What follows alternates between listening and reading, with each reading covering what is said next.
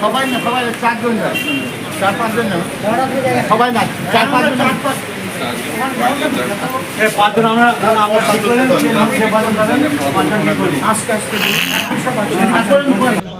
আমরা রায়না থানায় এসেছি। কালকে একটা ভীষণ বাজে ঘটনা ঘটিয়েছে, যেটা বাদশা মির্জা তার সদলবল নিয়ে, এবং এর মাস্টার মাইন্ড যারা রয়েছে সেগুলো আমরা জানি।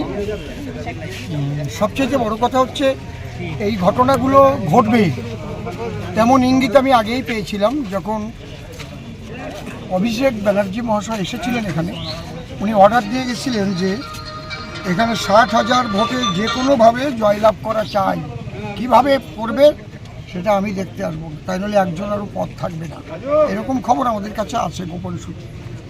এই জন্যে আমাদের দলীয় কর্মীরা যখন পতাকা লাগায়, ব্যানার লাগায়, তাদের উপর অতর্কিতে বিশ্রী ভাষায় গালাগালি, সে ভাষা বলা যাবে না, গালাগালি করার পরে বেধড়ক তাদের পিটায়।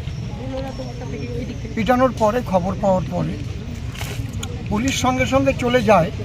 এখানেও কাকতালীয়ভাবে আমি কিছু ক্লু পেয়েছি, কারণ ওখানে একজন সিভিক ভলেন্টিয়ার, সে বলছিল কোনো ভয় নেই, আমি আসি।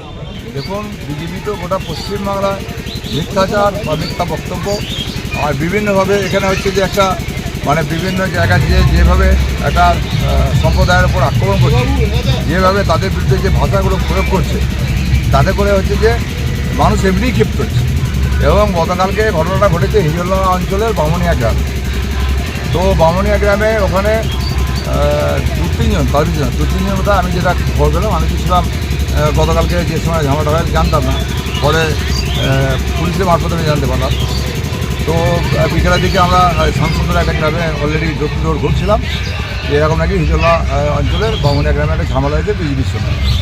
তো বিভিন্নভাবে খবর নিয়ে যা দেখলাম, তাতে করে ওখানে 3 জন ফ্ল্যাগ টাঙাতে এমন সব কুৎসিত ভাষা প্রয়োগ করছে, এবং আমাদের ছেলেগুলোকে আঙুল দিয়ে বলছে যে হচ্ছে যে নির্বাচনের পর তোদের কোথায় রাখবো আমরা, আর কোথাও তোরা থাকবেই সেটা আমরা বুঝে নেব।